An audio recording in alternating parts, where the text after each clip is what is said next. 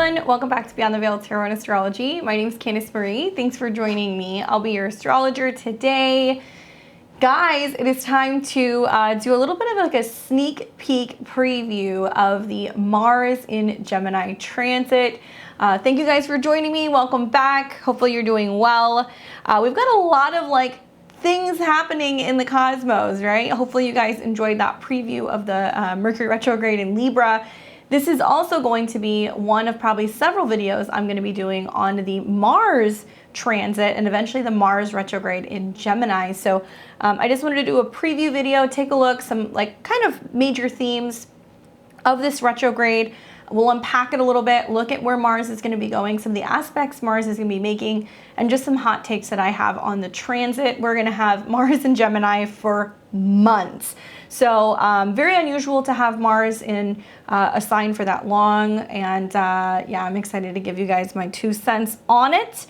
If you're new to my channel and you like my content, do me a favor, give me a thumbs up, leave me a comment, say hello, let me know where are you tuning in from. It would be great to hear from you. We've got lots of new people who are subscribing and also becoming members on Beyond the Veil. Big thank you to those of you guys who donate or support or show up for my live readings. You guys make it possible for me to keep doing what I'm doing.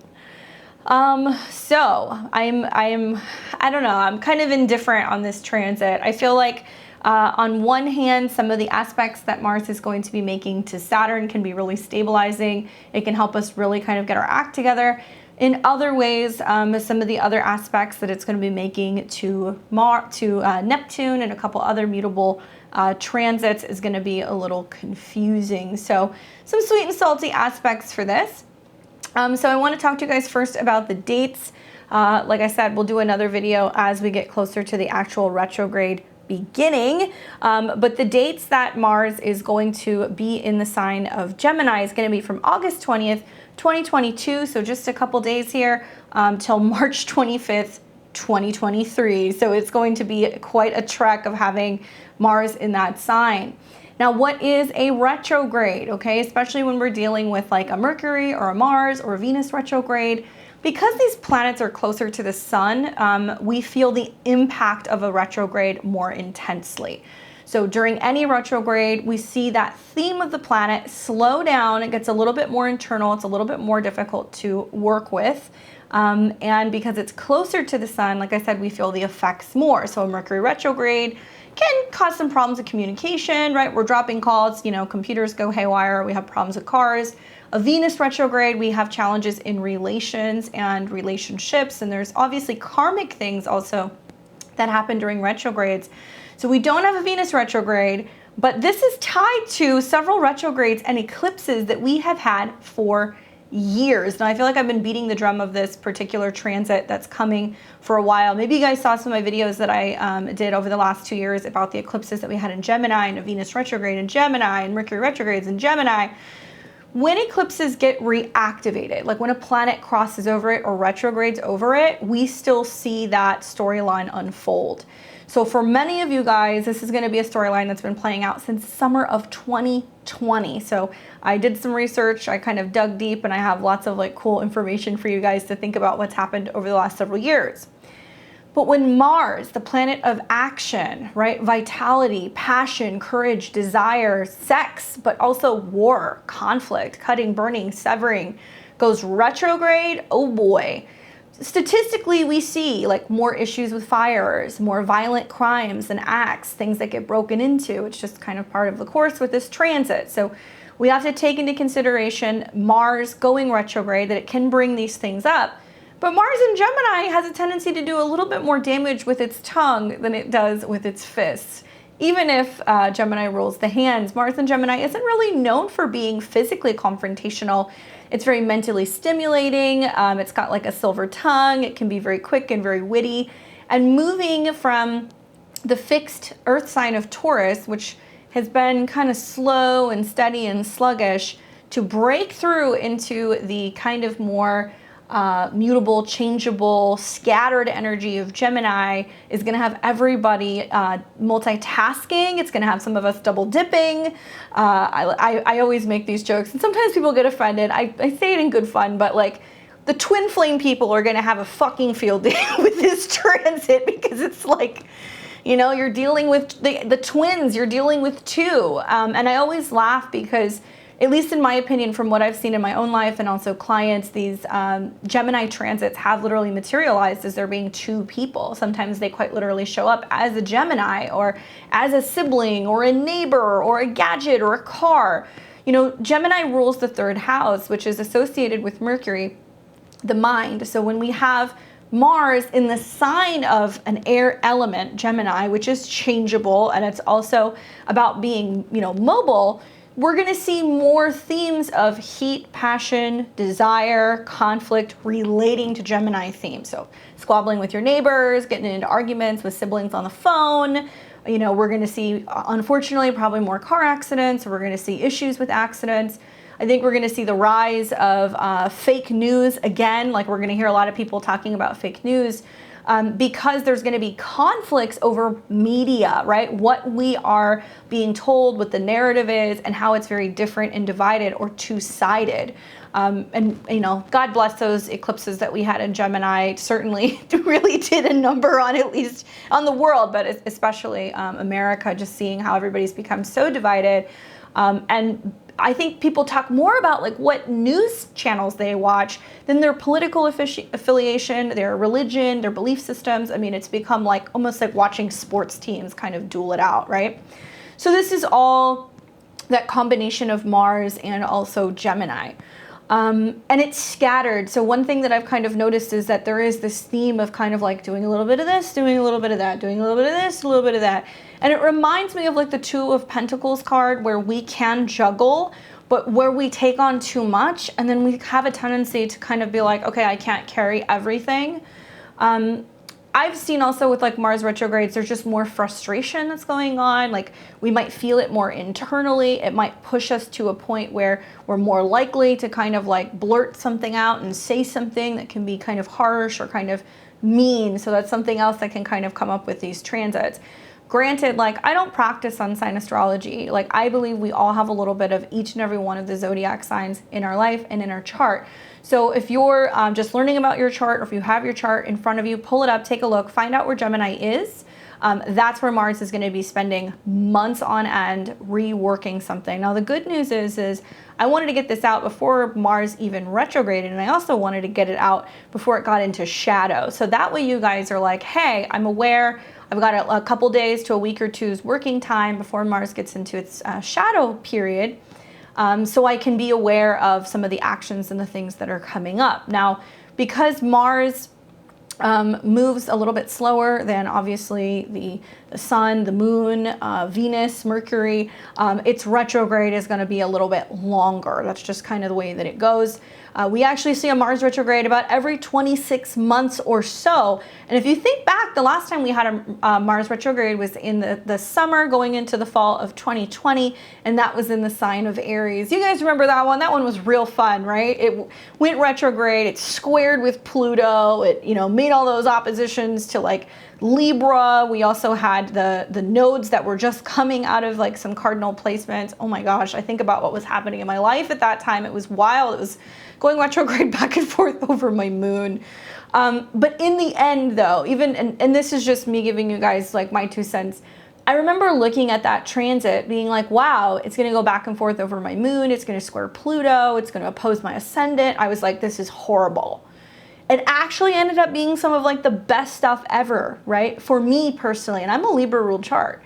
So take this with a grain of salt. Like, I actually really feel like retrogrades are kind of like cleaning out the fridge. Eventually you have to do it. Otherwise, if you don't, something's going to get sticky, stuff's going to build up, and it's going to stink. So if you've had pent up anger, aggression, frustration, if you haven't been really stepping into your passion, your heart's desire, if you're not sharing your ideas with people, this is going to be something that's going to kind of literally clear the air, but not without a few casualties. So some themes that I have for this transit is intense words or conversations. Words can cut and be sharp as knives, right? Mars, blades, knives, and words can be weaponized in some way. So we want to be mindful of that and be mindful of what's coming out of our mouths, because it can do some damage. We're going to see transits like oppositions to planets in Sagittarius at the end of the year. We're going to see Mars square Neptune several times. And I think that there can definitely be some harsh language, some skewed ideas or thoughts, some mental or verbal manipulation, and there can be complete distortion of facts and information, which is intentionally kind of being drummed up. So there's more confusion and there's more conflict. So we want to be mindful of that. Another theme that comes up for me is exercise, right? So Mars traditionally is associated with Aries, which is about the body. It's about where we kind of get started and we initiate something. It's also got associations with Scorpio, which is about passion, sex, desire, transformation, joint resources. So when Mars is going into Gemini, obviously it's not going to work well with that South Node in Scorpio. And we're going to talk about how this is actually helping us collectively clear karma and kind of come out with some stuff. Even if it's a little toxic in the beginning, we all have to purge those toxic ideas and conversations. So what do we do in the midst of all that stuff going on, right? We exercise. So I think of like biking, walking, chanting, journaling, anything like that that's going to be more mentally stimulating. It's going to allow us to kind of move around a little bit and have a healthy outlet for being able to deal with some of this frustration. If you are somebody who is like, I want to get more into like a routine where I'm going to be walking or going to the gym, great idea. If you are somebody who's like, hey, I need to start dealing with my anger, you might opt to start journaling. Breath work can be great also, because I could see like that Mars and Gemini is kind of flushing out the lungs and allowing yourself to really channel or harness, your own inner power and transmute the anger for something that can be, usable in a positive way. I also think of like strategy, like Mars and Gemini is really strategic. They know how to pivot and they know how to shift. So a lot of people would really benefit from like playing chess or something that's going to be mentally stimulating, where it's going to need to have an outlet for being able to kind of exercise the mind. Word games, cross puzzles, like these can be other things that can be really helpful as well. I think of multitasking, and I think I already said this, but where we're taking on too much and where that can get us into some trouble. Accidents are going to be more so possible, especially because Mars rules vehicles in Gemini, and it also has associations with movement. So it's going to be harder for some of us to be able to walk and chew gum at the same time. Really shouldn't be on our phones ever when we're driving, but like especially during this Mars retrograde with squares to Neptune, I think a lot of people are not going to be paying attention. Now, mutable squares also have had a tendency to produce some pretty wild weather, right? Mars is heat and it can be like this pressure buildup, and Gemini is air. So I'm anticipating with some of the squares that are going to be happening to Pisces, where we have Neptune, we're going to see some pretty crazy chaotic winds, some pretty wild storms, some tornadoes, things like that, that can be quite dangerous. And double trouble is something else. It kind of reminds me of like, you guys remember, what is it? It's what was that movie? Was it The Parent Trap that had like the two twins or whatever? Kind of reminds me of that. Also reminds me of like The Shining, when you see like these two scary little like, twin ghosts. Double trouble, quite literally. Look for pairs, things coming in two, splitting in half. And many of you guys are going to be tempted because of the sexual nature of Mars to double dip. So I would say take that into consideration as well.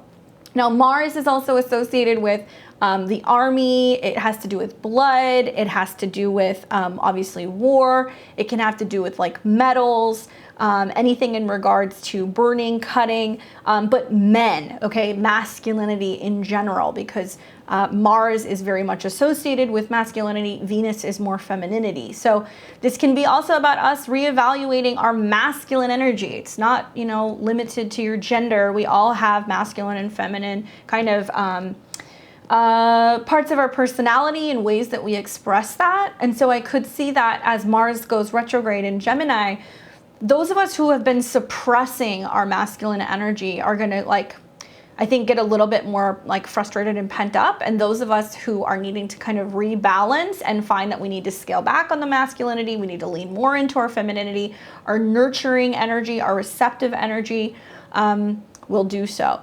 Now, during a Mars retrograde, obviously, there's also this energy of feeling like things are being pent up or held back or moving backwards. For some of us, it can be harder for us to assert ourselves, harder for us to do things that are connected to Mars, because there's going to be less fire. Mars is a fire energy, but in the element of air, it's like we're less likely to stand up for ourselves and assert ourselves. We're less likely to kind of rise to the occasion and say what we need to say. We may feel held back in some way. Part of the purpose of a retrograde, other than clearing things out and dealing with karma, is also like reevaluating, for some of us especially, like, am I being too intense? Like, am I being too aggressive? Am I being mean? And so it's going to affect everybody differently, obviously, depending on your chart. If you are somebody who is a Mars ruled chart, so if you are an Aries or a Scorpio rising, woof. This is going to affect you a little bit more, I think, than most of the other rising signs. And also, if you have any personal planets that are going to happen to fall between the degrees where this retrograde is taking place, which is pretty much all of Gemini, it's going to be 8 to 25 degrees of Gemini. So if you have anything from about 7 to 26 degrees of Gemini, surprise, you're going to have a Mars retrograde that's going to be going back and forth over your placements. Now I'm going to talk briefly about where this is going to be happening for each and every one of the 12 signs. Don't worry about that. And let's first start talking about the ingress chart, because that's the one thing that I wanted to do first. Is I wanted to do this. We don't do a lot of ingress charts. I don't see a lot of people do it. I don't do it that often in my videos, but it's something that I always look at. And so when I say ingress, this is right as Mars is getting ready to move into Gemini. I want to look at what happens that day. Before that, though, I wanted to look at the 19th of August, and this is very interesting. I talked about this earlier this week on my channel, how the moon is going to be moving through the sign of Taurus. So obviously it's comfortable there, it's exalted, touching on its own node, coming into contact with Uranus the last couple days. So it's kind of like emotionally liberating. And then it comes in between Uranus and Mars. So it's kind of enclosed, or it's kind of trapped between these two particularly difficult energies. Guys, this is the end of a Mars transit. So we are going to be kind of feeling the intensity. We feel like we have to get this push from the universe to break through something, to physically move through something. So probably the last couple of days, you have felt the energy kind of peak up a little bit. Very curious to see what happens as both the moon and Mars hit 29 degrees of Taurus in a trine, still slightly to Pluto. But 29 degrees for me is like nails on a chalkboard. Like anytime Mars hits that degree, I can feel it.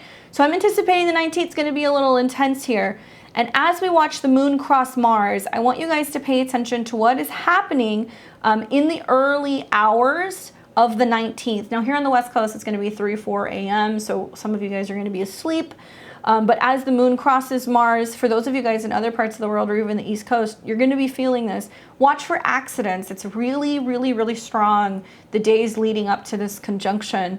So then we see the moon break into Gemini. Then we see later here, Mars is going to come into Gemini. So this is the ingress. Bring this back a little bit. And the ingress is just basically when a planet enters into a sign. It's just a fancy way for saying that. So still in the midst of the ingress, though, we see that the moon is within 10 degrees. So kind of curious, you know, what was happening on the 19th going into the 20th? What did we finally cut, let go of, move forward? What did we get so frustrated about that we were like, okay, this has got to change? And then both the moon and Mars go into Gemini? Interesting. So here's the ingress chart. Mars is at 0 degrees. So as of the 20th of August, Mars is already in this sign. I talked briefly and said how there's connections to Scorpio. I guess I should have explained that better. What I was referencing is actually the fact that the South Node is in Scorpio. So karmically, we're clearing, we're releasing, we're letting go of things relating to Scorpio.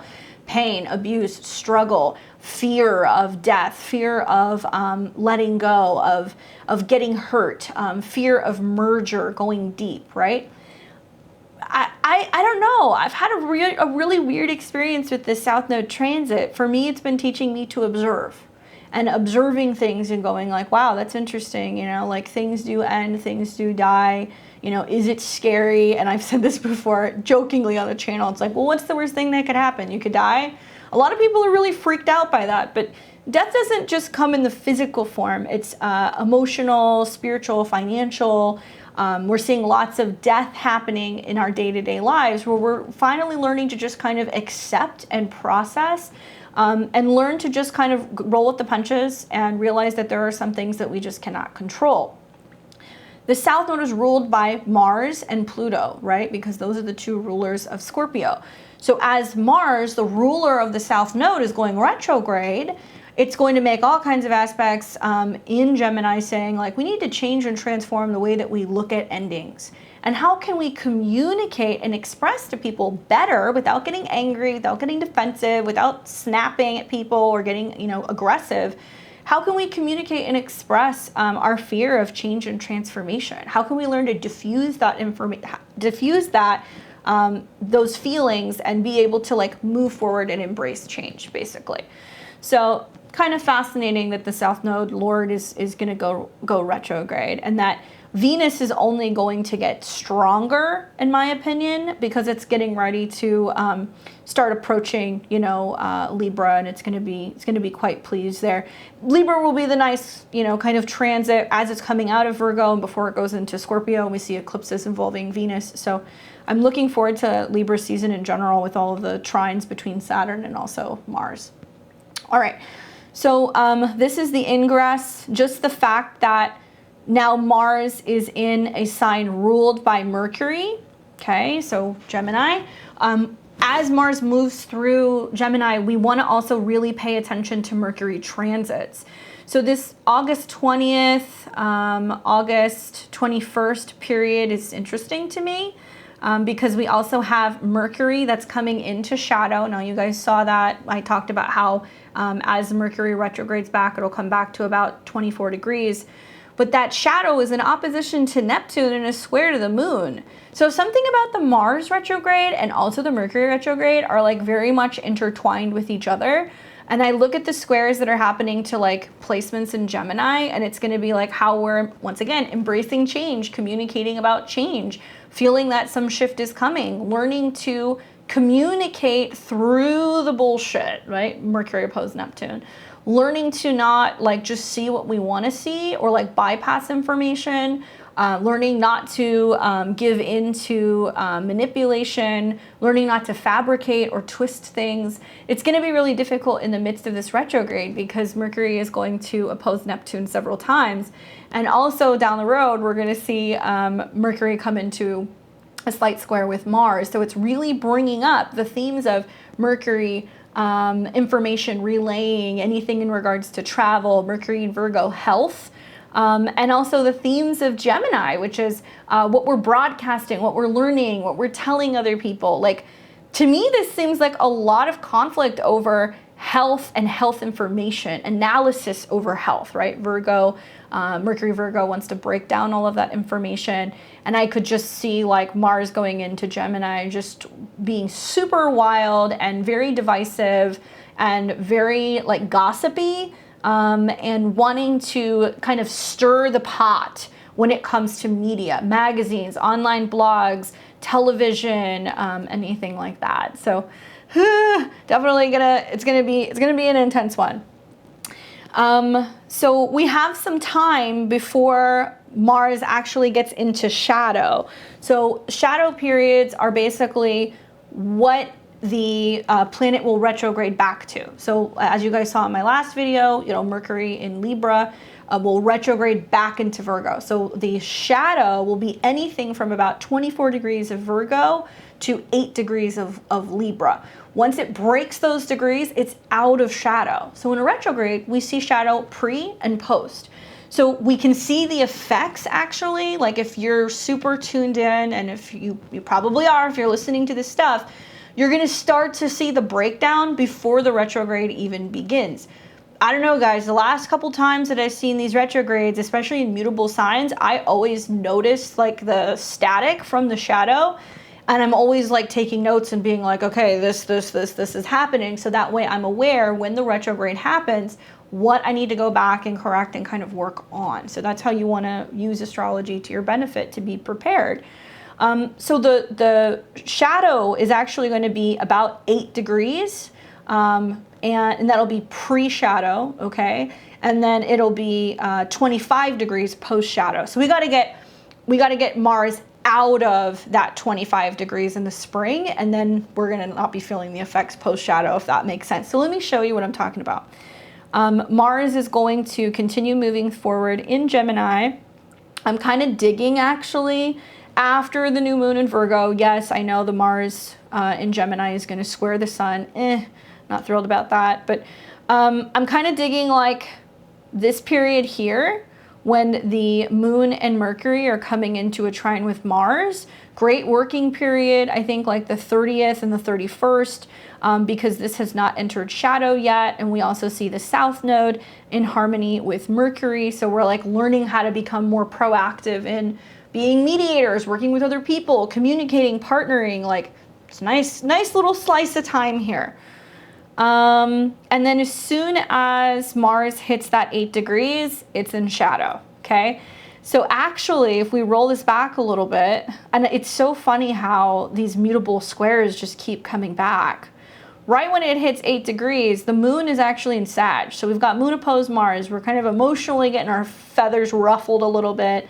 Others can be quite confrontational, even though the moon is in trine to Jupiter, and also Mars is in sextile to Jupiter for a couple days before it hits shadow. So too long, didn't listen. Hi, okay, September 3rd, that's when the Mars retrograde shadow begins. So if you are somebody who is a Mars ruled chart, so if you happen to be an Aries or a Scorpio rising, you're going to start looking around being like, what the hell is going on? You're probably going to feel it. Things to be aware of during a Mars retrograde: we don't want to do any elective surgeries, right? Mars is about cutting something open. And this is really true for both signs, but I would say especially Scorpios, because Mars does rule your natal 6th house. It also rules your 1st house of your body. It's going to go retrograde in your 8th. No surgeries. I don't care if you want to get lipo. I don't care if you want to go and get your nose fixed or whatever. Just trust me on this. Unless you're like in need, if it's something your doctor says, hey, this is something you have to do. Okay, whatever, that's what you have to do. But I wouldn't do any surgeries within the shadow and also during the retrograde. So if you're watching this and you know that you have to actually plan a surgical procedure, you either find an election date that's good prior, I would say, to the 3rd, or you want to be doing it closer to after the end of March of 2023. It's gonna depend on your chart personally, and that's why it's important to consider not just listening to some of these basic things, actually hiring an astrologer who can look and tell you which days can work, because in some situations, for a select few, you can be doing it when there are like planet stationing or trines to Saturn. We will see that, but I'm just gonna tell you, please don't do it unless you absolutely have to. Okay, not a doctor, just letting you guys know. I have to say that. So we're in the shadow period here. And also Mercury is in shadow as well. So Mercury is getting ready to station. So Mercury is getting really strong right before he turns retrograde in Libra. And it's in a trine to Mars. Just watch what's going on the 3rd, because you're going to start seeing sparkles of the what is breaking down in the Gemini area. Where are we frustrated? And the Libra, how do we communicate? What's changing? What can we think about differently kind of area of our life? Now, like I said, Mars is going to be in Gemini for almost 7 months. I don't even like saying that. To me, that's like terrifying. And I took a look at the past. So I just want to talk about this, and I want to tie this into what's happened in the past. So the last time we had Mars retrograde in Gemini was actually November of 2007 through January of 2008. Now, during this time, Mars was actually in Cancer, the late degrees of Cancer, and it retrograded back into Gemini, okay? So obviously we like to see Mars in, Aries or Capricorn, where it's like in its domicile or its exaltation. But when it is in Cancer, it's a little bit more difficult because it's in a moon-related sign, so we get a little crabby, right? So I can take you guys back. We can actually look at that really quick. Let's look at the end of 2007. Here, and you'll see that it starts in Cancer. Okay, so sometime right around here. And this was in November of 2007, and then it went retrograde and it dipped into the late degrees of Gemini. And this was kind of hanging out pretty much all the way until about the end of February, going into March of 2008. Well, we all know some of the stuff that happened then, right? If you guys hear 2008, some of you guys are shaking in your boots. We had the housing crisis that took place. In early 2008, January 21st, Black Monday in the worldwide stock markets. It had its biggest ever one-day point fall. European stocks closed with their worst results since 9/11. Asian stocks dropped as much as 15%. Now, does that mean the same thing is going to happen? I don't know. I'm not going to speculate. In Vedic astrology, Mars does rule housing markets, though. Okay, it has to do with houses and property. So I'm anticipating that there can be some stuff that can get a little rocked and rattled as a result of some of these transits. Now, also in that year, it was the end of February, Fidel Castro retired as the president of Cuba due to ill health after nearly 50 years. So I can think of also Mars as being like dictators. Pluto could be too, but I could see that being in that energy. There can be things where there's like actual shifts going on in terms of who is in charge of something. But I think more like military generals, stuff like that, people who are kind of associated with the armed forces, very possible. So just in case you guys needed just like a touch-in just to kind of see where that may have happened in the past, you can reflect on what was going on in that time of your life. But I want to take you guys back to another time. And so this is something that I've actually been looking at for several years. And I remember when we first had the Venus retrograde that took place in the spring and in the summer of 2020, I looked into the future and I was like, this is going to be something that is going to play out for several years. And I'm going to show you why here. So it looks like it was May through June of 2020. Okay. So here we have Venus in Gemini. See that here? So Venus was in Gemini. And Venus started going retrograde right around May 13th, 2020. So you want to think about what was happening in your life mid-May of 2020. Okay, so obviously, the pandemic happened. It was a total hot mess. A lot of people were like losing their minds. They're like, how am I going to make money? Everybody was really concerned about the markets. I mean, it was a very chaotic time. But Venus rules relationships. Venus rules love. It rules women. It rules exchange. Anything in regards also connected to business, but more so the relationships that we have.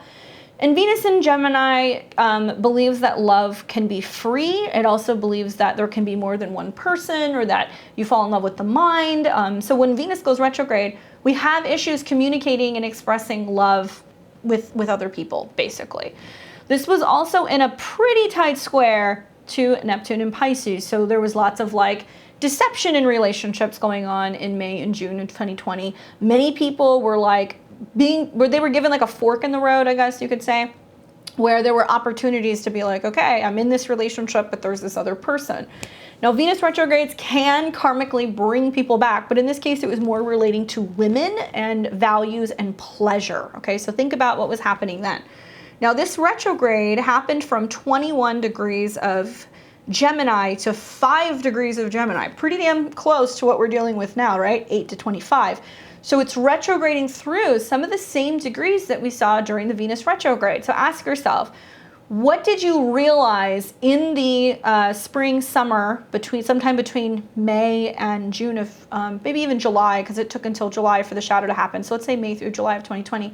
What did you realize you really loved? What came back to you? Was it a person? Was it a relationship? Was it a hobby? You know, who did you communicate with? Like, who told you they were still in love with you? Like, what happened there?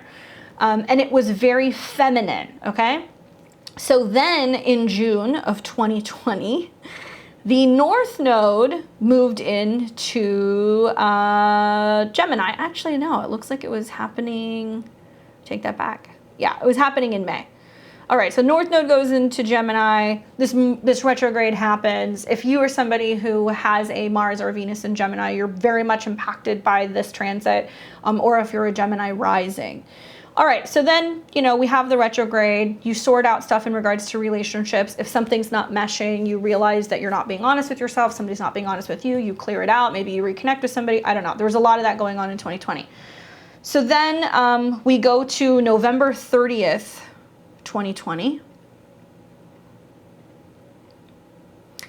and we have a lunar eclipse at 8 degrees of Gemini. Okay, so this is important because eclipses, they unfold over time, right? It's not something that we just feel at that moment. It takes place way down the future, especially when it gets reactivated like it's getting reactivated now.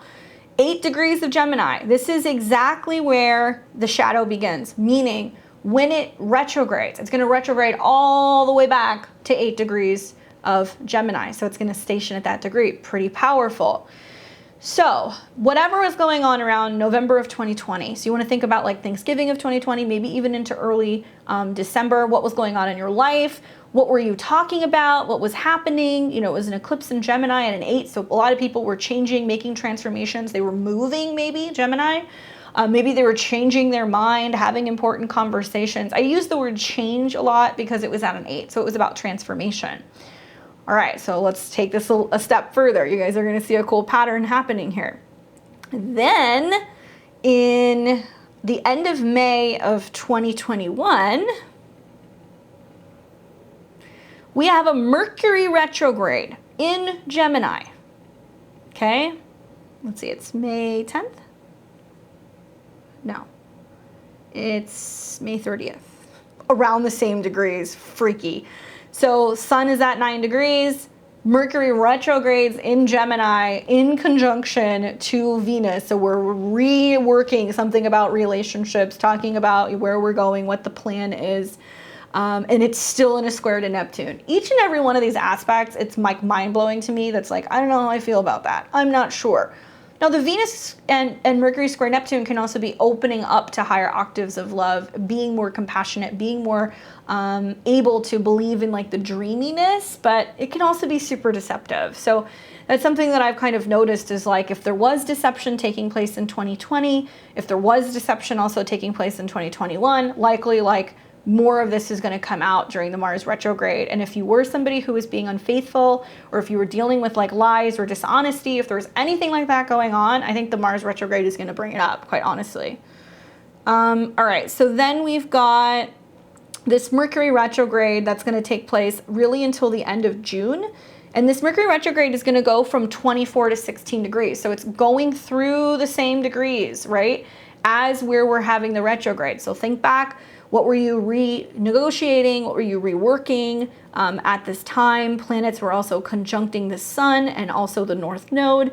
So there was like a cazimi, and then there was something that was like being opened up and shared around June 10th. Now this was a new moon solar eclipse at 19 degrees of Gemini, conjunct Mercury retrograde. I remember this eclipse. I was like, some information is going to come to light. It's a big deal. If you happen to have any planets around 18, 19, 20 degrees of Gemini, think back to what happened. What were you aware of? What did you reveal to the world? What did you change? Did you shift gears? Did you go from one job to another? Did you go from one relationship to another? Did you move? Like something happened that the world became aware of that was very personal to you. And that cazimi during the eclipse also, this is the one that I looked at and I was like, there's more that's going to unfold in regards to this, and it's going to be unfolding during the retrogrades that would be taking place in 2022. So then we move to May of this year. And in May of this year, we saw a Mercury retrograde here starting on May 10th. It went retrograde from 4 degrees back into 26 degrees of Taurus. Now, it's still in Gemini. That's why I brought it up. Really, this is more so tied to the eclipses that we had in November and also during this time in Taurus. It was reactivating that. But still, a Mercury retrograde. So we've had a Venus retrograde in 2020, a Mercury retrograde. We had eclipses that are activating the Gemini part of your chart. And then we move into the Mars retrograde this year. So I want to take you guys to, let's look at the 8 degrees of Gemini. So that's highlighting the November 2020 full moon eclipse right here. And this will be around September 4th, 2022. So think back to what conversations you were having, what you were agreeing to, what you were going to change or transform if you were planning on moving. A lot of people were having that experience around around Thanksgiving of 2020. So this is being reactivated now on September 4th. So look for some of the signatures of that to be kind of coming up. And then we also want to look at 19 degrees.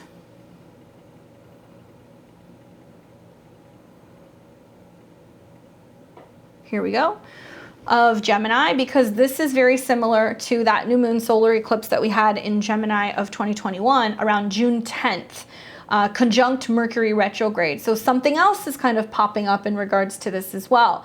Notice we have, once again, Mercury retrograde in a square with Mars and in an opposition to Neptune. I think the biggest challenge when I look at just like the Virgo retrograde stuff and the squares to Mars and the opposition to Neptune, a lot of people have had conversations, they made plans, they agreed to things that now it's like you have to show up and you have to do it. Like that's my interpretation, is it's basically like, okay, we talked about this, Mercury retrograde in Virgo, trine Pluto. This is what we were planning for. This was the plan. And with the opposition to Neptune and the square to Mars, is some people are going to be like, I know I said that, but like, not yet. Or like, I didn't mean it that way. Or like, it's too soon. Like, we can't do that yet. And like, that's where some of the hangups are going to be. So as it hits that 19 degrees around September 28th through, let's say, October 1st, look for anything in regards to what was happening in your life in mid-June of 2021 to kind of make a comeback. Now, also, as Mercury is getting ready to station at 24 degrees back in Virgo, it's also opposed Neptune and square Mars. So there's like a lot of issues with like communication, information, deception. You know, Mercury is going to come back into another trine with Pluto, and it's going to say, we need to go deeper. We need to look into this. We need to talk about this to better kind of deal with some of the changes. Now, thankfully, when we get into Libra season, when the Sun and Venus are moving through that sign, they're coming into trines, both with Saturn as well as Mars, right? So like actually like the mid-October period I am liking, because Mercury is coming out of shadow. Venus is in her home sign. We've got Sun and Venus together where we're seeing the possibility of working together with other people. Partnerships are highlighted. It's in a trine to Saturn, so we're realizing we can strengthen relationships and look at common goals. Friendships can get better. And then we also see that it's in a trine to Mars. Venus trine Mars is very passionate, and Mars trine Saturn wants to stabilize. Too long didn't listen. The best time that I can see is gonna be the mid-October period. It's after the Mercury retrograde. It's before we're coming into eclipses. It's the best kind of working time that I can see before shit starts to hit the fan and we're dealing with the Mars square Neptune. And we also start seeing that we're coming into eclipse season, because in eclipse season, we're going to be seeing that both the Sun and Venus are moving through the sign of Scorpio. We've got an eclipse here that is going to be conjunct the South Node, which is not going to be an easy one. And we've got Venus in Scorpio, not going to be easy. And then once we start getting Mars going retrograde, right here, when a planet is getting ready to retrograde and it's stationing, it stays at 1 degree for a while. So if you have anything around 25 degrees of Gemini or 8 degrees of Gemini, it's especially important for you. But I'm looking at right after the eclipses. I guess the eclipses are still happening here. We're going to have an eclipse around 16 degrees of Taurus on the 8th. All of this is coming into an inconjunct or a quincunx with Mars and Gemini. I mean, something that's always fascinated me for a very long time has been the relationship between Gemini and Scorpio. I think that the inconjunct, the quincunx between the two, this is when they don't really make any real aspects to each other. They're kind of agitating each other and bringing out their most significant traits in one another. The more that Gemini wants to flutter around and the more that it wants to have that freedom, or it's kind of scattered, or it's changing things, the more Scorpio like wants to put his claws into it and be like, no, this is the plan. And they can have like a really difficult dynamic. But if the two can learn to coexist and kind of respect one another and, you know, let them show their own traits, as long as it's not toxic, it's very possible. I'm looking at this, you know, Mars being in Gemini retrograde in conjunct Venus around the time of mid-November, and it's like, you know, there's gonna be some real issues if people are not being honest, if people are double dipping. Like if you're somebody who's like, you know, I can be dating this person and talking to this person, like all hell's gonna break loose. Like we're gonna see lots of people who are gonna be getting really intense and really dramatic and be getting possibly like a little obsessive. I guess that's the other thing we could see. Like sometimes when I see a lot of Scorpio planets like this in conjunct Gemini, the intensity and the fear of change is really stemming from, you know, not being completely authentic or not being completely direct and honest. And I think that's the issue that we kind of see with Scorpio in regards to Gemini. Gemini's got its own issues with Scorpio. It's like, dude, don't hold on to me too tight. Like, let me be. Like, let me have my freedom. I mean, if Scorpio is getting too intense or if they're getting manipulating, then Gemini is going to definitely be like, and the grass is greener over here, so I'm going to leave. So I think we're going to see problems with that in the midst of these transits. Now, one thing I also like is the Mars trine Saturn. I didn't really touch on that too much, but I'll do that real quick. That's going to be kind of happening around September 24th through about the 2nd of October. That's when we start to lose it. Mars, passion, forward movement, motivation. So in Gemini, let's travel, let's communicate, let's talk, let's write, let's learn. In a trine to Saturn is, you know, in groups, collectively. Like, let's learn to sit down and talk, right? And it's important that until Mars goes retrograde at the end of October, that we're really working with this energy of like learning how to find what's best for everybody involved. Like learning how to be like, okay, you know, that's how you feel, this is how I feel, where can we meet in the middle? I think so much of what's been going on with these fixed squares has been a lot of people having to learn the hard way and learning to be like, that's not my shit. I understand you're dealing with that, but that's not mine. You know, that's yours. You need to deal with that. I'm going to go and be in my lane. When you've worked on it, when you can be an equal, when you can show up, we can work. That's what Saturn in Aquarius has been teaching us, you know? So this is a nice working period with the Mars trine. We'll see it again, obviously, as well, when it turns retrograde. But in the midst of then the Mars retrograde, then we've got Saturn direct. So the first time that Mars is making a trine to Saturn, Saturn's retrograde. Then when Mars retrogrades back at the end of November, it's coming into a trine with Saturn, Mars is retrograde. So it's interesting that there's a lot of talking about things like, yeah, let's talk about it, let's plan, let's move, let's do this, let's sign the contract. And then as soon as Mars goes retrograde and Saturn's direct, it's like, no, this is what we agreed to. Now we're going to play by the rules. I don't really care, you know, that you want to change your mind. This is what we talked about. This is what we're agreeing to. So keep that in mind. Am I missing anything? So we talked about the square in September. So mid-September, the new moon in Virgo is going to square. We talked about the end of September, those retrogrades. October 11th is also going to be the Mars square Neptune.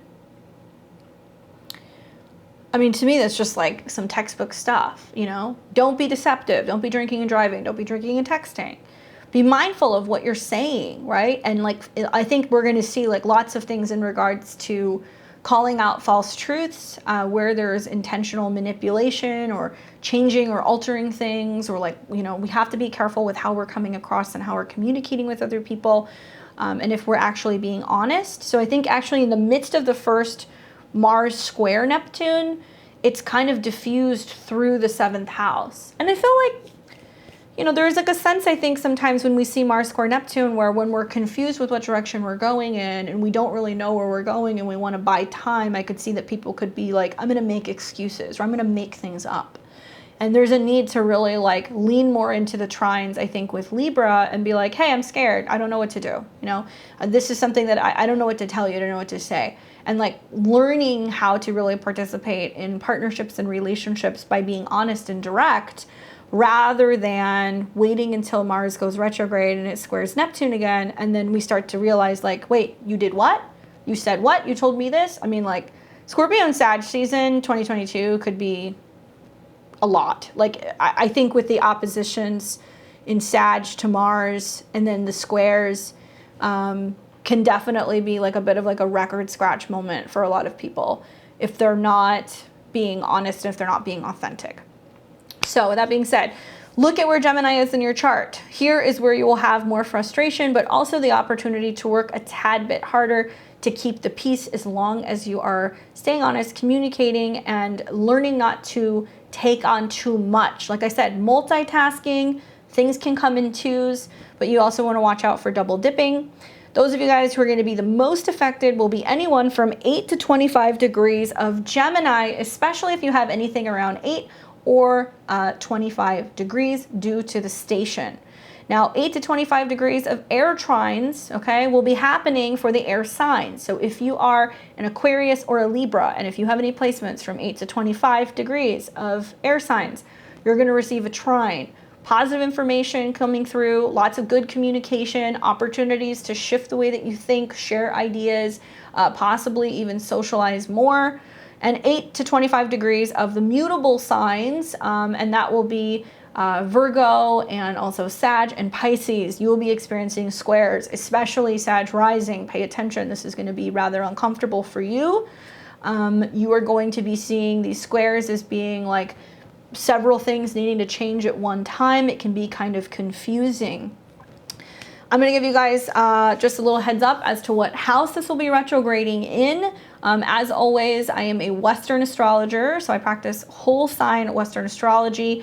Listen for your rising sign, and then also listen for your sun and then your moon. And I will come back, like I'm going to talk about this in my horoscopes. I'm also going to wait until Mars actually goes retrograde so we can talk a little bit more at length about this. I just want to let you guys know before the shadow hit, okay? So Aries and Aries rising, this is important. Mars rules your chart, okay? So Mars traditionally rules your first house of your body, your 8th house of joint resources and other people, change and transformation. It's going retrograde in Gemini in your 3rd house. So this can be changing the way that you communicate. This can be changing something in regards to how you're expressing yourself, how you're thinking. This can be a wonderful time to kind of like use physical fitness and health to change and transform frustration or to transmute that. It can be changing the way that you communicate. There can also be an opportunity for you to consider looking at your joint finances and thinking about a move. If you wanted to finally finish that book, read that book, learn a language, if you were thinking about possibly moving or relocating, these are all things that you want to do pre or post the retrograde, or at least after it's gone direct. And you know, when Mars goes retrograde through the 3rd house, you're more prone to having actual issues with your vehicle, problems with phones, issues communicating with neighbors, or problems with your siblings. So there can be more conflict with siblings, especially over 8th house matters. Like if there's a death in the family, if you have to travel somewhere, if there is something going on in regards to renegotiating a contract, you know, you may not get what you want from the renegotiation and you can kind of get frustrated, and then you have to go back and like look at the contract and read the fine print. Moving can experience delays, and you can also have some frustrations with that as well. So you've been warned. Taurus and Taurus rising, Mars is going retrograde in your 2nd house of money and resources. So Taurus, you may feel money is going to be a little bit tighter over the next couple of months. Mars going retrograde in the 2nd house is slowing down and being like, hold up, I'm not spending as much money. Usually Mars going through the 2nd house is just like spend, spend, spend. And Gemini is your 2nd house, so it can also be how you communicate your values and like what you want to spend or how much money you want to make, or you're trying to bring in a second income, right? That could be something that's coming in as well. Now, Mars rules your 7th house of relationships and also your 12th house of what is hidden from you. So it's really important, Taurus, that you are communicating and being direct and honest and authentic about your financial situation with your partner. I could see there being some kind of conflict going on in terms of like, you know, your partner spending money that you didn't know about, you not being completely honest about how much money you have in an account, and having some financial concerns or feeling a bit strapped, you know, mentally about your financial state. And you can be more having more arguments or conflicts also with your partner about money and resources, how much money you're spending on a move, how much money you're spending on food, how much money you're spending on going out and doing things. I think that because it's in your 2nd house, it will literally be about your resources, but it can also be about physical things and what you're willing to like let go of. And you may be talking to a partner about things that you're willing to sell or release in order to bring in more resources. And if you're stressed out about finances, you have to communicate and be clear and express that to them, and not be short-tempered. Gemini and Gemini rising. This is important because it's happening in your sign. It's happening in your 1st house of the body. Now, Mars traditionally rules your 11th house of your goals and your 6th house of your health, Gemini. Obviously, no surgeries, please. Be careful, take your time, don't rush through things. You're going to see that this is going to square, Neptune in your 10th house. You're also going to see that it's going to be making squares during Virgo season to your home zone, and also your 7th house during Sag season to relationships. Gemini, slow down. Okay, so it's important for you to slow down and also realize that you can't just be throwing spaghetti at the wall, just seeing what sticks. Because Mars rules your 11th house of friends and goals, I think that there is a need to kind of review what your goals are, review who you're spending time with, who your real friends are. I also feel like this is about you rethinking your health goals, right? Because Mars rules your 6th house. This can be a time where you're more so focused on getting your body and your lifestyle back on track, and like you're realigning with those goals, and you're realizing that you can't hang out with certain friends or certain groups of people if they want to drink or if they have bad habits or they want to party all the time. You may also be realizing that your goals in regards to your daily routine and how to be like your best self and be of service to other people are changing, and you need to be fully present in your body and feel good in your body in order to be able to do this. So there can be a sense of you juggling more than one job. There can be a sense of you, touching base with certain friends from the past and trying to find ways that you can be more productive and you can have more opportunities for work or to kind of benefit your health. For Cancer and Cancer rising, Mars is going retrograde in your 12th house. Mars rules your traditional 5th house of love, children, and romance, and also your 10th house of career, Cancer. Having Mars in your 12th house for an extended period of time is going to have you feeling like you need more private time. It's going to bring up anger. It's going to bring up frustration. You may feel like you are losing your mind because you don't know what direction you're going in with your career, or you don't know what makes you happy, or you're not sure if a relationship is going to pan out. Okay, this can be difficult for you. Mars retrograde in the 12th house, though, is very spiritual. It's a great time for chanting, for burning things, for breath work, for yoga, for dancing. I mean, Mars in the 12th house, you're going to feel this need to like be around music or percussion or beats or smoke or haze. So some of you guys might also finally cut smoking, or you might have impulses to go back to smoking if you used to smoke. I would recommend actually like having diffusers in the air, or like saging or burning things, so that way you can have that effect without actually returning back to a bad habit. But because the 12th house is what's hidden and this is the mind, you might find out or realize that actually, some of your lovers have actually distracted you and kept you from being able to go full throttle in your career. Some of your children are driving you nuts, and you're like, I'm trying to find a room that I can hide in. And you might have felt like you need to spend more time in like a back office or something so you can be working on a creative project and like really getting your safe space in order so you can start really planning what's going on with your work or your career. So this would be like offices, private spaces, retreat centers, traveling. It's going to be harder, I think, for vacationing here, because Mars rules your 5th, that even if you go when you're like away somewhere, like if you're traveling to a foreign place, like there's going to be some issues with your travel plans. So just take that into consideration as well. For Leo and Leo rising, you've got Mars going retrograde in your 11th house. This is all about your friends and your goals and your associations or networks. Mars rules your natal 9th house, so foreign travel and publishing, education, your beliefs, and also your 4th house of home. Leo, is it possible that there are friends that are coming back into your life that have been gone for some time? Maybe they were living in another place. Maybe they're relocating and they're coming back. Maybe you're the one doing that. Something about returning back to some of your friendships, realigning with some of your goals, being able to connect with some of these people. It's going to make positive aspects to your ascendant if you are Leo rising. So it's going to sextile your ascendant. So it's almost like if you are going through some challenges in regards to relationships right now with Saturn in your 7th, you might find that it's like you have friends that you lean on more, who you can spend time with. Friends from the past can come back. That's definitely something that can happen, but also a realignment of your goals and your beliefs. Now, because Mars rules your 4th and your 9th house, perhaps maybe one of your goals is to move or relocate, and you're thinking about doing that. You're trying to figure out how to do that. You may have a friend in another place that says, come and visit me. That's the other way that this can kind of go down. Faraway trips with people or relocations with family, these things can be delayed. There can be challenges in this department for you.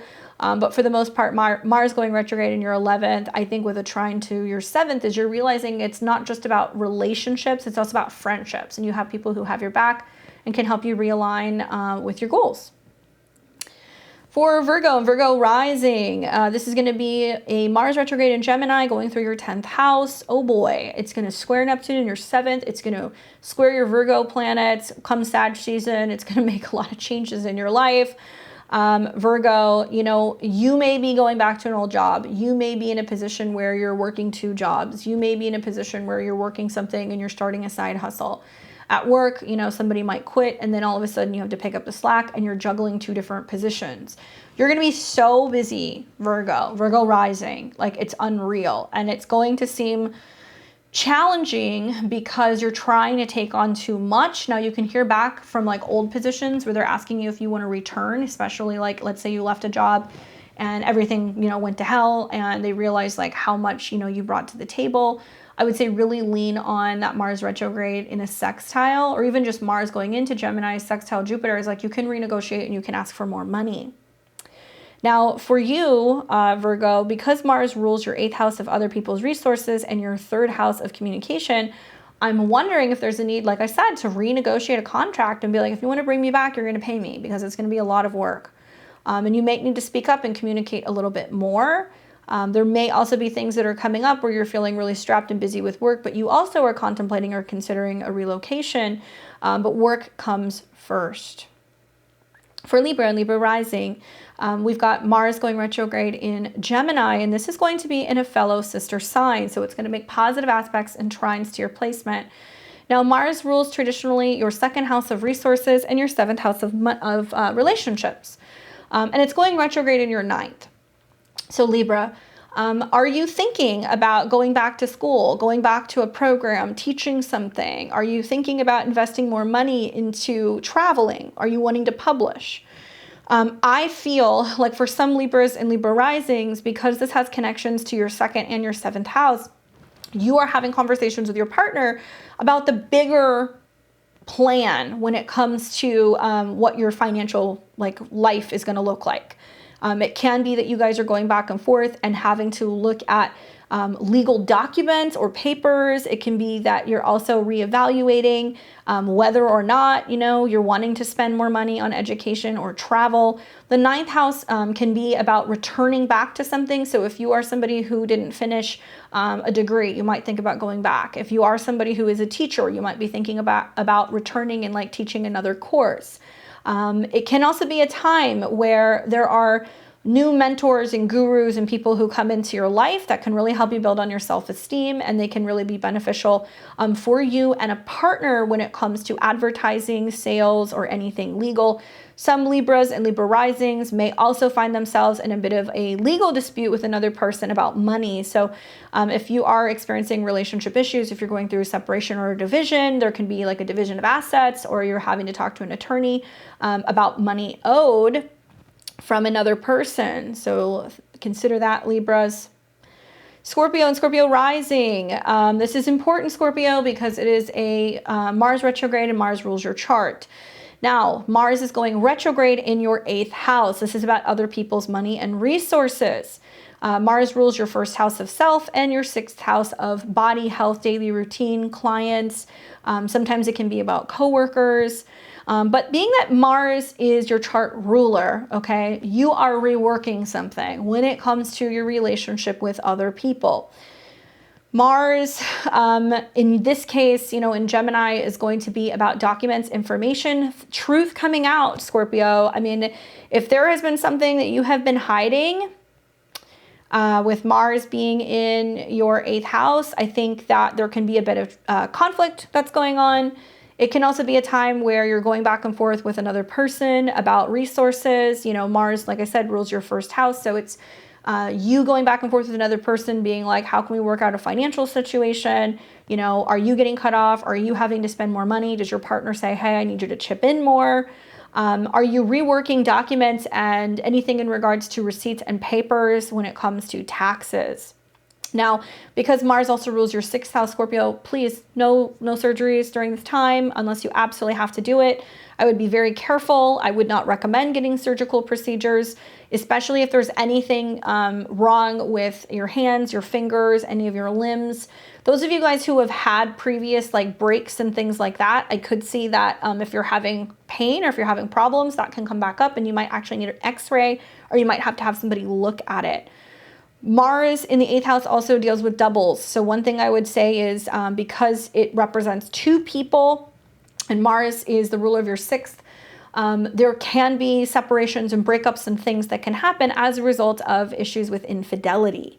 I could actually see that with Scorpios and Sag risings.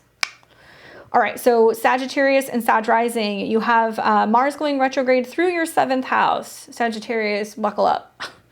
Mars going retrograde through your 7th house is going to bring more challenges and I think frustrations with some of your partners. Mars rules your traditional 5th house of lovers and dating and romance, and 12th house, which deals with what is hidden. Sag, think back. What has been happening in your life since 2020? What happened with a relationship? How have you been back and forth with a relationship? Was there a breakup that happened in 2020? Did it take some time to work through that?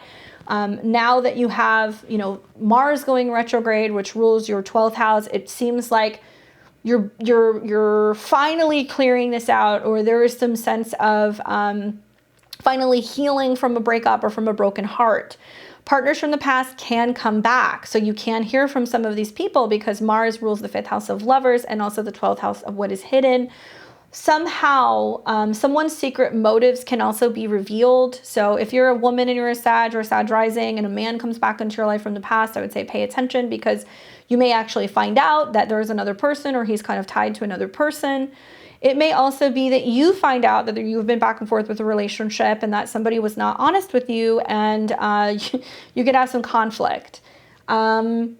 I think that because Mars also is going to form oppositions to your sign and also squares to Neptune in the 4th house, there can be some sense of like making sense of what happened with past family relationships and where there's been issues with past family relationships as well. You might be going back and forth with a relationship or a partner, talking about all of your fears from childhood, about what's happened in the past and how it's affected you and why you have hangups moving forward in relationships. Capricorn and Capricorn rising, you have got Mars going retrograde in Gemini in your natal 6th house. Now, the 6th house deals with health, daily routine, coworkers, your office space, your habits. And Mars traditionally rules your 4th house of home and your 11th house of goals. Capricorn, those of you guys who have been dealing with some health issues or some squabbles with coworkers, or if there has been a feeling like your house is in disarray, that things are not organized, that you want things to be better organized, now is your chance. I could see that there can be some wonkiness kind of going on with like kind of developing a new schedule. So if you're wanting to get back into exercising, you're wanting to get back into working out, if you're wanting to get back on track with having better mental health, this is a great opportunity for you to do so, especially because it's going to trine Saturn in your 2nd house right now, which tells me that there's an opportunity to build on your self-esteem, to build on your resources, and also make changes in your eating habits. But a Mars retrograde in your 6th, there could be 2 different ways of working out, 2 different offices. Maybe you're changing offices. Maybe you're juggling a schedule. You are more prone to having health issues in relation to breathing or your lungs. You may also be of service, or you're helping a family member in some way in regards to their health in general. That's pretty much it for that. I mean, once again, also no surgeries for you, Capricorn, wouldn't recommend it. I think that this is also about realizing the effect that physical wellness has on your mental state, and that if you are moving the body, that you are going to have a much clearer mind. And so that's really positive. And your goals just revolving around, I think, organization and daily routine and just emotionally feeling better and feeling like your house is in better order is going to come to fruition. For Aquarius and Aquarius rising, you have got Mars going retrograde in Gemini in a fellow sister sign. So it's going to make trines to your placement. So it's going to be helpful for you. It's going to be going retrograde in your 5th house. This is about lovers, children. This is about having fun, vacations, if you're self-employed. Mars going retrograde in the 5th house can bring a lover back. Now, in your case, Mars rules the 3rd house of communication and also the 10th house of career. So you might hear from somebody from the past. You might have somebody at work that's trying to start a romantic connection with you.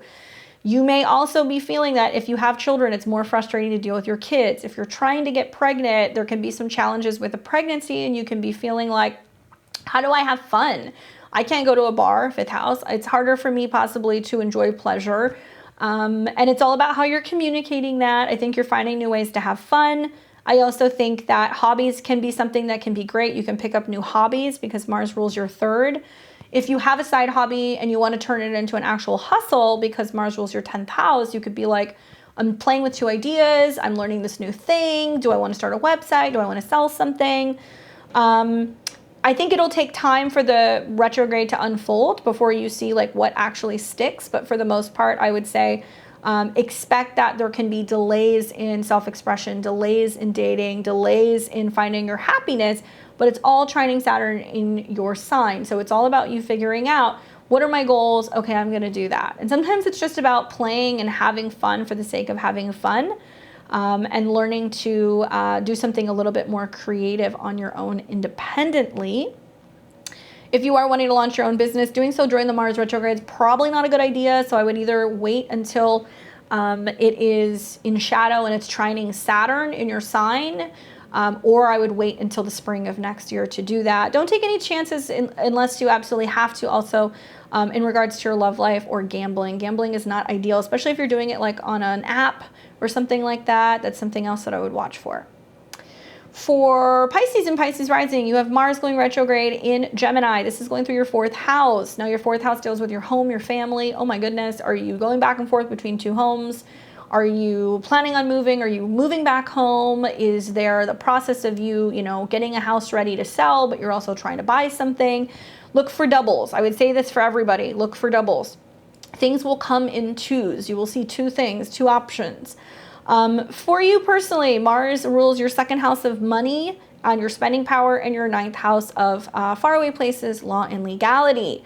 Pisces, if you are going back and forth in a living situation and you are waiting for the legal documents and processes relating to an inheritance, an estate, or something in regards to like maybe even money from your family coming to you, it's going to be at a bit of a delay. Perhaps maybe you have a little bit of some squabbles or some legal issues going on over money or property or real estate. I could see that you are planning to possibly move somewhere further away because Mars rules your 9th house of foreign travel. So sometimes for some Pisces, it's like, okay, I know I'm eventually moving to this state or this country. How do I do that? Do I make one move and then I'm there for a period of time and then I find what I'm going to buy and then I buy something? So there can be a sense of feeling like it's in flux. It's also going to make squares to your Neptune in your 1st house, which means there's going to be a sense of like, where is home? I'm looking for a home, or I'm not seeing things clearly. It seemed like a good idea at first, and actually I don't like it. And also during Virgo season, you're going to see lots of changes and transformations in relationships first that better help you make sense of where you're going. So for some of you guys, you might feel that through changes in relationships, it's also changing your home. So if you're at odds with a partner and something's not working out, you can move.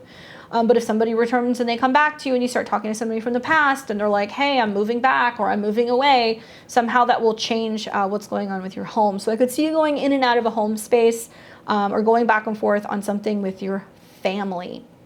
I will be back. I will do more about this. I just wanted to give you guys like the overview of what to watch for, just knowing that we're getting ready to have Mars come into Gemini this next week. Really pay attention what's going to be happening really between now and I would say like September the 5th when Mars enters into 8 degrees. Know that after that it's in the shadow. I'll come back. We'll talk a little bit more like when Mars squares Neptune. I'm definitely going to talk a lot in Libra season about how we can be better partners, show up authentically, be direct, like cut the bullshit. Like we don't want to deal with Mars square Neptune. We don't want dishonesty. We don't want deception. To be able to really clear out the past and move forward. Let me know, where is this transit taking place for you? Are you a Gemini sun, moon, and rising? What are you experiencing? Do you remember what happened in 2008? And what is changing and transforming for you in some way? How are you going to use this to the best of your advantage? let me know. You guys like my style of readings, you want to book a reading with me, check out my links below. You can find me at beyondtheveiltarot.com. I am super happy to do readings for people who have some of these placements, who have questions. And if you think back to some of the dates that I have mentioned, you'll see this all ties into a bigger storyline that's been going on since summer of 2020. Thank you guys so much. I'll see you soon. Take care.